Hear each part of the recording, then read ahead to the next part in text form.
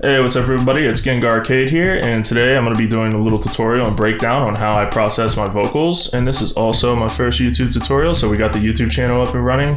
Going to do a ton more of those, so let's just get right into what we're going to be doing today. So I get hit up a lot on Instagram about how I do my vocal tutorials, and I did like a little mini breakdown in a story that I saved to my page in a highlight, but I just wanted to go a little bit more in depth, like a full tutorial on how I do things and certain things I'm thinking about when I'm recording vocals and mixing and mastering vocals. So I'm just gonna play a little clip from a song I'm working on that's not finished yet called Creep. Hit it through the pipe soon, I'll be in my yard. Headers feeling like, ooh, colorblind, I seeing it all. Whoa, say, hit it go, and we gone, and I So let's get into the vocal chain. The first thing I'm gonna do is I'm going to show you guys my exact like settings I use and everything. And then I'm going to show you how to recreate it mostly using stock plugins in Ableton and what it's actually doing. The plugins that I use are obviously like paid plugins and they're a little bit higher quality, which is why I like using them, but you can achieve the same effect in any DAW with any stock programs. But I just wanted to run through real quick and like be super transparent about the effects I actually use on my actual vocals when I'm mixing. This is my vocal chain right here. So the first effect in my chain is just an auto-tune. You can use any auto-tune. Waves Enter has auto-tune. Logic has pitch correction, everything. This is Waves Tune Real Time. And I just like using this auto-tune because you could sing into the microphone like and it'll auto-tune it in real time, which really helps when recording, just to make sure you're hitting the proper notes and everything. The second effect is CLA vocals, and the thing I like about CLA vocals is you don't have to adjust a crazy amount to get like a drastic difference because it's running through a really good compressor and an EQ. But pretty much I will immediately drop the reverb and the delay to 0, and then I will just punch the compression, and a lot of engineers are probably looking at me like, oh man, dude, don't do that. No, but I really like my vocals being super compressed, and the clarity that it brings out when you like just over compress and over EQ is really pleasing to the ears and really stands out in the mix, and has just been a way I always like mixing, even if it technically goes against like the rules of what you're supposed to do when mixing. Switch it over to Spank so the compressor is a little more bitey. Switch the bass EQ to lower and just drop it down a little bit, just so when I go towards the next step, when EQing, it's already cutting out a little bit of the lowers, and then I just boost the highs just a little bit in the EQ. The next effect I use is just a de-esser. This is Waves de-esser, but you can use any de-esser. It's pretty much just to take the transients of like the T, C, and H sounds out a little bit and make them a little less noticeable. And then finally on the vocal chain, just getting it to sound good before we add delay and reverb, I have a EQ. I group all my vocals together in one track, and then I put a send, 2 sends on it. The first one being just a regular reverb. I'm using Valhalla Plate reverb, which is my absolute favorite reverb, and I couldn't live without it. It's such a good reverb. And then we are using H delay, Waves H delay, an EQ to EQ the high and low off the delay, so you just get like a kind of hollow frequency sound, and then a compressor which is being side chained back to the vocal group, so that anytime the vocals play, the delay is not. The delay will be pretty much off, and that'll add a lot of clarity to your mix as well. But that's just my exact effects I use. Completely transparent. It's everything I use for this mix. But now I'll go in and break down how to use it with stock plugins and just what I'm thinking when I'm mixing and mastering vocals and what I like to do while doing those. Okay, so now I just duplicated the vocals, so we have them here on a completely dry track, and this is what they sound like 100% completely dry, straight from the microphone. Cruising through my night mood, sunroof like a lay.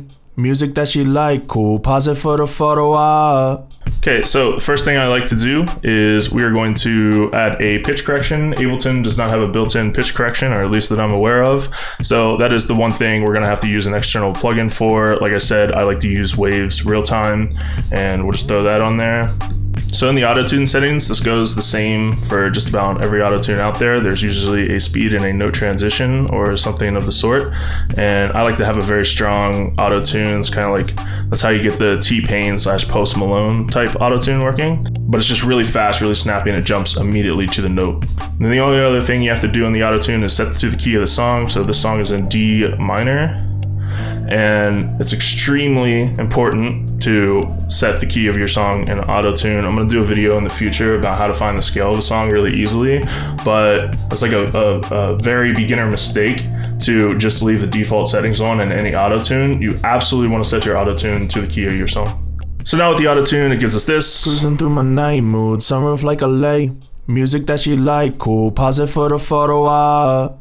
So the next thing I want to do is just kind of like to clean stuff up. I use Waves de-esser, but there is a de-esser preset in Ableton for the compression. So we'll just drag that down there.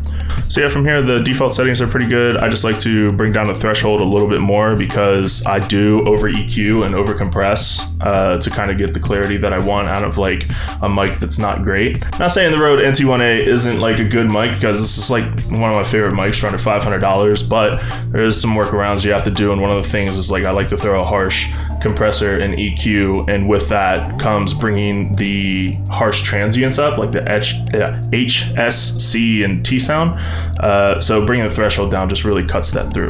So the next thing we're gonna do is just throw a compressor on, and like I said, I like to be like very aggressive with my compression and EQ, especially for lower quality mics. So there's a preset called mildly aggressive. We're gonna throw that on there, and we are going to make this even more aggressive by doubling the ratio to 8:1, 9:1, something in that area. So my goal when compressing is to remove some of the dynamics, especially in rap music and hip hop and singing and stuff like that. It works really well. But if you see these very high spikes here, they're obviously going to be way much more louder than something like this. So the goal is to set the threshold to this lower level and then make sure that all the levels go up to this big peak here. And that's what you could do, and that's pretty much what a compressor does. So I'm gonna be very aggressive with the compression. I'm gonna play it here. It's gonna get really loud, and then I'm gonna start ducking back down on the mixer volume. But cruising through my night mood, summer of like LA. I'm gonna increase the out of all this and just run it up. Cruising through my night mood, summer of like LA. Music that she like, cool, pause it for the photo op. Visco for the reds, shot. So about right there, and we'll drop it just about the same amount of dB we're boosting in the mix chain, so it just sits in the mix. So I'm gonna unsolo it and just try and level it out to the track real quick. Cruising through my night mood, summer of like LA. Music that she like, cool, pause it for the photo op. So about there. Our next step up is to add an EQ. With EQ, like I said before, I like to find where the kind of like vocals really start. So this little cut right here, I'll just do a low cut. So the next thing I like to do is something called spectrum sweeping, which is pretty much you take a band of the EQ and you just sweep it around until you find a frequency that you either want or don't want. In this case, I'm going to try and find a frequency that I don't want.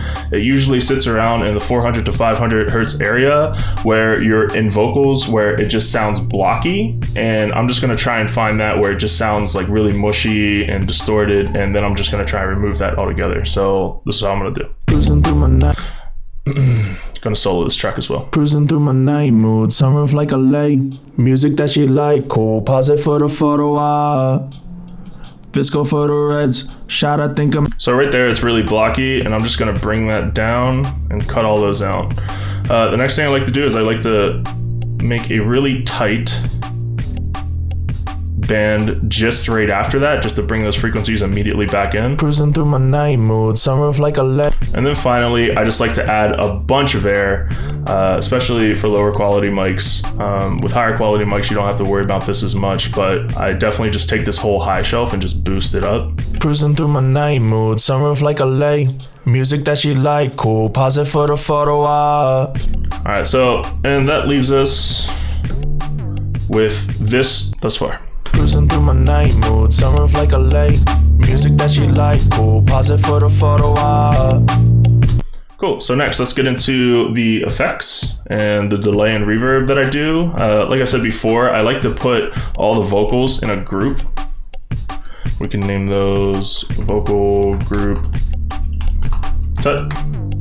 And this is just so you only have to do this once, and then you could actually send this whole entire group out to your sends, where I'm going to put the reverb and delay, but you only have to make one side chain. So this is pretty much just future-proofing a lot of work for us, but it'll make sense in a second.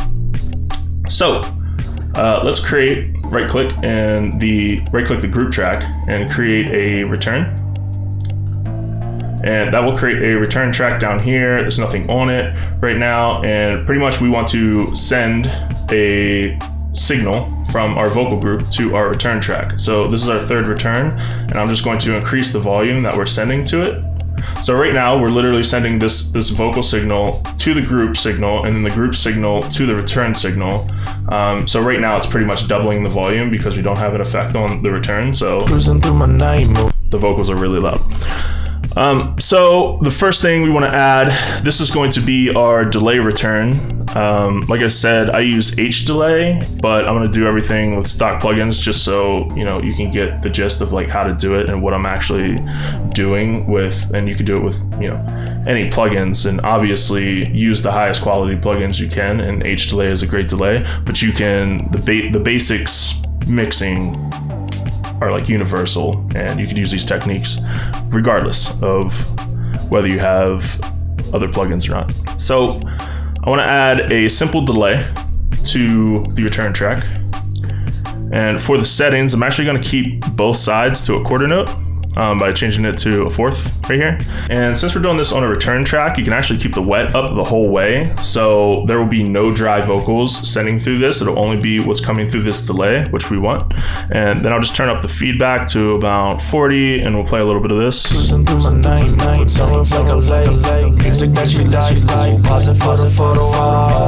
Cool. So now we got a delay on our vocal. The next thing we're going to do is add an EQ, and we are just going to cut the lows and the highs right out. I usually like to keep my highs around like 1K, 2K area, and then the lows I cut to the same place that my EQ cuts off in the vocals.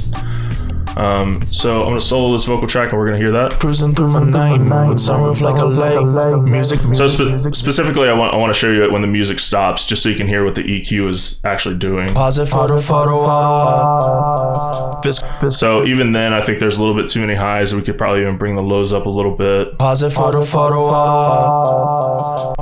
Cool. So the goal of this EQ is to pretty much separate the delay from your actual vocals and make them sound not as strong. Because if you make the vocals sound just as strong as, if you make the delay sound just as strong as your vocals, then it kind of gets a little muddy in the mix. So this is why I just like to do this little EQ trick. The next thing we're going to do is where a lot of clarity really comes through. So right now when we play it, the delay is playing with the vocals, and it just sounds like terrible in the mix, and you can't make out anything. So cruising through my night, sunroof like a. So what we want to do with the compressor is do a side chain back to the original vocal track, so that we're telling Ableton, hey, whenever the main vocals are playing, I don't want the delay and the reverb to play at all. And then when the vocals stop, the delay and the reverb kick up.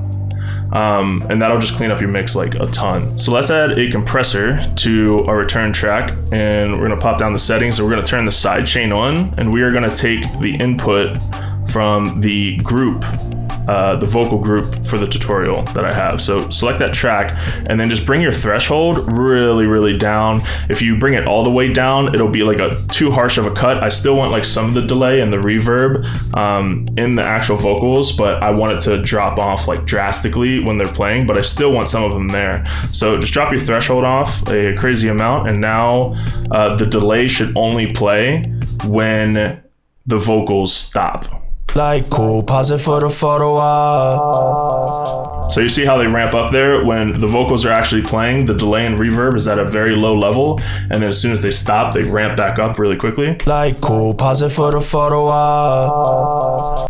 Cool. And then the last thing we need to do for that track is just add a reverb. So we're gonna add a reverb to our send track. And we're gonna put the dry wet down to like 30-40% in there, whatever your taste is. Now remember, we have this compressor going before, so if you put your reverb before the compressor is gonna sidechain the reverb as well, which I don't necessarily like. But if you put the reverb after the compressor, the reverb will seem really natural and organic because it's not reacting to the compressor, it's reacting to the signal that's being sent through the compressor, which at first is really low, and then when it spikes, it'll spike in the reverb as well, and it'll sound really natural. So let's hear that. Music that you like, cool, pause it for the photo op. Visco for the. And you can increase the reverb dry wet to get that effect like even more and just really spacey. Music that you like, cool, pause it for the photo op. So a bigger example would be when I go an octave up and hit the high vocals for this. So like this, really distorted one or whatever, you'll really hear it punch back. Like, ooh, colorblind, I seeing it all. Whoa, say, hit it, go. So yeah, and then the final thing we got to do is on the vocal group, we're going to create another return track. So just right click and hit another return. And we're going to turn the volume up of that just so we can hear what we're doing. And on that other return track, we're going to throw a reverb. Make sure our dry and wet is at 100% because it is on a return track. And then we're just gonna play the vocals and kind of mess around with how much signal we're sending to that return track to get it to sit well in the mix. So. Like, ooh, colorblind, I seeing it all. Whoa, say, hit it, go. So that's 100%. It's a little bit much for me, but if that sounds good for you, run with it. This is 0%, and I'll slowly ramp this up so you can see what we're actually adding. Like, ooh, colorblind, I seeing it all. Whoa, say, hit it, go. And we gone, and not change. Yeah, so I'll put it somewhere around here just to give a little bit of extra space. And then when we unsolo this and put it back in the mix with the rest of the song, then I'll just adjust the volume of the group track to get it to sit well in the mix. Like, ooh, colorblind, I seeing it all. Whoa, say, hit it, go. And we gone. So yeah, let's hear our final product with our vocal mix and all the effects turned on and mixed down where they need to be level-wise. Cruising through my night mood, sunroof like a lake. Music that you like, cool, pause it for the photo op. Visco for the reds, shot, I think I missed it, so just like a post instead. Hit it through the pipe soon, I'll be in my yard. Head is feeling like, ooh, colorblind, I seeing it all. Whoa, say, hit it, go. And we gone, and not changed. So don't call me the same. Okay, so one more thing I wanted to talk about. This is kind of like a little secret GengarCade thing that I do. A lot of people asked about it before, and it's not on this track, but I just wanted to show you guys how to do it for some of my other tracks and how to get that sound that I use. And it's kind of like a weird chorus effect. Like it adds like a little bit of ghostiness to the track or whatever. Pretty much what I'm doing is I'm using this plugin called Isotope Vocal Synth 2. So we're gonna take that vocal synth and put it on the group track. So here's vocal synth, and there is a preset under the classic, which is just for the chorus, and pretty much it's I'm only going to use this effect for the chorus, so we can actually turn everything else off. So we could turn the vocoder off, we could turn the distortion off, and we're pretty much just going to leave this chorus on here. And this chorus gives it's just a great chorus to use for vocals. I really like what it does to it, so we'll listen to that now. Cruising through my night mood, sunroof like a lake. Music that you like, cool, pause it for the photo. It especially sounds cool on like the higher octave and the higher range and stuff, so we'll hear that. Hit it through the pipe soon, I'll be in my yard. Head is feeling like, ooh, colorblind, I seeing it all. And then for the most part, that chorus is too much, so you can either adjust it in the master mix that vocal synth sends out, or you can just adjust it in the mix of the chorus itself. So we'll just bring this down to maybe like 60 or 70, just so there's a little something there. And then we'll go ahead and hear this back with the whole song. Hit it through the pipe soon, I'll be in my yard. Head is feeling like, ooh, colorblind, I seeing it all. Whoa, say, hit it, go. And we gone. Cool. So I hope you guys enjoyed this tutorial, and I hope I kind of demystified a few of my techniques that I use on my vocals and everything. Like I said, I just started this YouTube channel, so if you guys could like, comment, and subscribe, that would mean the world to me. I'm gonna put a ton more tutorials up, and now that I got a workflow going, I think I could start putting them out more often. So yeah, if you like the content, definitely subscribe. There'll be much more in the future, and thanks for watching. Bow.